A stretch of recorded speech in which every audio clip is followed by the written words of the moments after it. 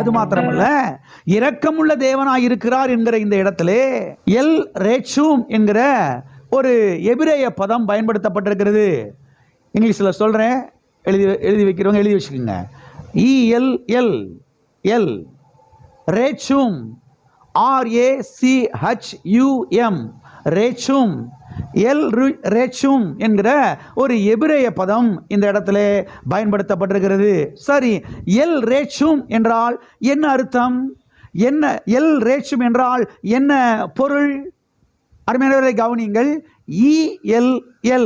L என்று சொன்னால் God என்று அர்த்தம், கடவுள் என்று அர்த்தம், தேவன் என்று அர்த்தம். ரேச்சூம், RACHUM ரேச்சூம் என்று சொன்னால் கருணை என்று அர்த்தம், இரக்கம் என்று அர்த்தம், மனதுருக்கம் என்று அர்த்தம், பரிவு என்று அர்த்தம். எனவே இந்த ரெண்டு வார்த்தையும் சேர்த்து வாசித்தால் எவ்வாறு வாசிக்கலாம் என்று சொன்னால், வாசித்து காண்பிக்கிறேன், கவனியுங்கள். கருணையின் தேவன் என்று அர்த்தம், இரக்கத்தின் தேவன் என்று அர்த்தம், மனதுருக்கத்தின் தேவன் என்று அர்த்தம், பரிவின் தேவன் என்று அர்த்தம், அதாவது பரிதபிக்கிற தேவன் என்று அர்த்தம். எல்லாம் இருக்கிறீங்களா? புதிய ஏற்பாட்டிலே ஆண்டவராய் இயேசு கிறிஸ்துவை குறித்து பல இடங்களிலே வாசிக்கிறோம். மனதுருகி, இந்த வார்த்தை நீங்க வாசிக்கலாம். மத்தேயு, மார்க்கு, லூக்கா, யோவான் ஆகிய இந்த 4 புஸ்தகங்களிலே இந்த வார்த்தை நீங்க வாசிக்கலாம். இந்த வார்த்தை தான் வந்துச்சுன்னா நீங்க அப்படியே பேனாவில் அண்டர்லைன் பண்ணி வைங்க. ரொம்ப பிரயோஜனமா இருக்கும் உங்களுக்கு, உங்களுடைய ஆசீர்வாதத்துக்கு, உங்களுடைய ஜெபத்துக்கு பதிலை பெற்றுக்கொள்வதற்கு.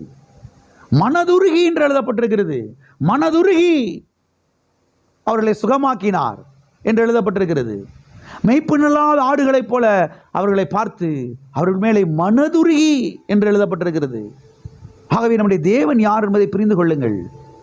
நம்முடைய தேவன் மனதுருக்கத்தின் தேவனாயிருக்கிறார். அது மாத்திரமல்ல, எல் ரேச்சும் என்று சொன்னால் எல்லையற்ற இரக்கத்தை உடைய தேவன் என்று அர்த்தம்.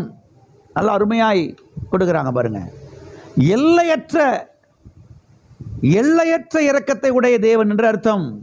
சத்தியவேதம் சொல்லுகிறது அவருடைய இரக்கங்களுக்கு முடிவே இல்லை என்று. அடுத்த வாரம் இந்த வசனங்களை வாசிக்க போகிறோம். அவருடைய இரக்கங்களுக்கு முடிவே இல்லை, முடிவே இல்லாத இரக்கம். அப்படிப்பட்ட இரக்கம் உள்ள தேவன் தான் நம்முடைய தேவன். எனவே அவருடைய இரக்கங்களுக்கு எல்லையே இல்லை.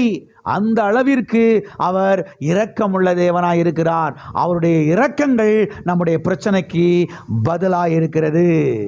இதைத்தான் நீங்கள் கவனிக்க வேண்டும். அவருடைய இரக்கங்கள் தான் நம்முடைய பிரச்சனைக்கு பதிலாக இருக்கிறது. கர்த்தாவே, இந்த வியாதியை காட்டிலும் உடைய இரக்கங்கள் பெரியது. இப்படி ஜெபம் பண்ணி பாருங்க. ஆண்டவரே சுகமாக்கும் ஐயா, சுகமாக்கும் ஐயான்னு சொல்லி சும்மா கத்திட்டு கிடக்கிறது மாத்திரமில்ல. கர்த்தாவே, இந்த வியாதியை காட்டிலும் உடைய இரக்கம் பெரியது. இந்த பிரச்சனையை காட்டிலும் உடைய இரக்கம் பெரியது ஆண்டவரே. இந்த போராட்டத்தை காட்டிலும் உடைய இரக்கம் பெரியது. அந்த கட்டியை பார்க்கிலும், அந்த வியாதியின் கட்டி, அதை பார்க்கிலும் உடைய இரக்கம் பெரியது ஆண்டவரே. அவருடைய இரக்கத்தை குறித்து பாடுங்கள். இப்போ அதைத்தான் பாடணும். இரக்கம் உள்ளவரே, மனதுருக்கம் உடையவரே, நீடிய சாந்தம் மிகுந்த அன்பு உடையவரே. ஆமென். இப்படி அவருடைய இரக்கத்தை குறித்து, கருணையை குறித்து, அவருடைய அந்த பரிதாபத்தை குறித்து பாடுங்கள். அவ்விதமாய் நீங்கள் கர்த்தரிடத்தில் நினைப்பூட்டுங்கள். நான் சொல்லுகிறேன், சுகத்தை பெற்றுக்கொள்வீர்கள், அற்புதத்தை பெற்றுக்கொள்வீர்கள். பிரச்சனைகள் வேரோடு பட்டு போவதை கண்களாலே பார்ப்பீர்கள். ஆகவே நம்முடைய பிரச்சனைக்கு பதில் தேவனுடைய இரக்கங்கள், அவருடைய கல்வாரி இரக்கம். ஆமென். அவருடைய கல்வாரி இரக்கம் என்பதை தெரிந்து கொள்ளுங்கள். அது மாத்திரமல்ல, இங்கே இந்த வேத வசனத்திலே நாம் பார்க்கிறோம், அவர் உன்னை என்ன செய்ய மாட்டார்? கைவிடவும் மாட்டார். என்ன செய்ய மாட்டார்? கைவிடவும் மாட்டார். அடுத்து சொல்லப்பட்டிருக்கிறது, உன்னை அழிக்கவும் மாட்டார். அடுத்து சொல்லப்பட்டிருக்கிறது, உடன்படிக்கையை மறக்கவும் மாட்டார். இன்னைக்கு உடன்படிக்கை பண்ணியிருப்பாங்க, சில ஆட்கள் மறந்துடுவாங்க. அப்புறம் போய் நினைப்பூட்டணும், ஏப்பா தம்பி அன்னைக்கு 2 உடன்படிக்கை பண்ணோம்ல அப்படின்னு. ஏங்க கல்யாணத்தன்னைக்கு என்ன சொன்னீங்க? நீங்கள் சர்ச்சில் நின்றுக்கிட்டு பரிசுத்தவான்களுக்கு முன்பதாக, ஊழியக்காரங்களுக்கு முன்பதாக, தேவாதி தேவனுக்கு முன்பாக என்னங்க நீ வாக்கு கொடுத்தீங்க? ஓ, வாக்கு கொடுத்தலா? அப்படியே தெரியலையே, மறந்து போச்சு. மனுஷன் எப்படி இருக்கிறான் பாருங்க, உடன்படிக்கையை மறந்துடுறான், வாக்குறுதிகளை மறந்துடுறான். கர்த்தர் மறக்க மாட்டார். ஆமென். அவர் அழிக்க மாட்டார், அவர் கைவிட மாட்டார், அவர் கைவிடவும் மாட்டார், அவர் அழிக்கவும் மாட்டார், அவர் அந்த உடன்படிக்கையை மறக்கவும் மாட்டார், அந்த உடன்படிக்கையை காக்கிறவர். ஆமென்.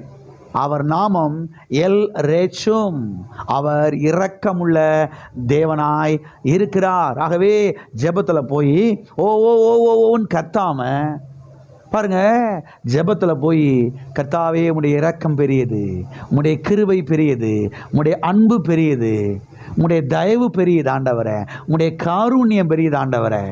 ஆமென். இந்த காருண்யத்தினாலே என்னை சூழ்ந்து கொள்ளும், இந்த காருண்யத்தினாலே என் பிள்ளைகளை சூழ்ந்து கொள்ளும்.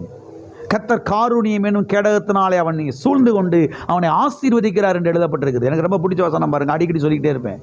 காருண்யம் என்னும் கேடகத்தினாலே சூழ்ந்து கொண்டு நீர் அவனை ஆசீர்வதிக்கிறீர் ஆண்டவரே. உடைய காருண்யம் என் குடும்பத்தை சூழ்ந்து கொள்ளட்டும், உடைய கிருபை என் குடும்பத்தை சூழ்ந்து கொள்ளட்டும், உடைய இரக்கங்களின் குடும்பத்தை சூழ்ந்து கொள்ளட்டும் ஆண்டவரே.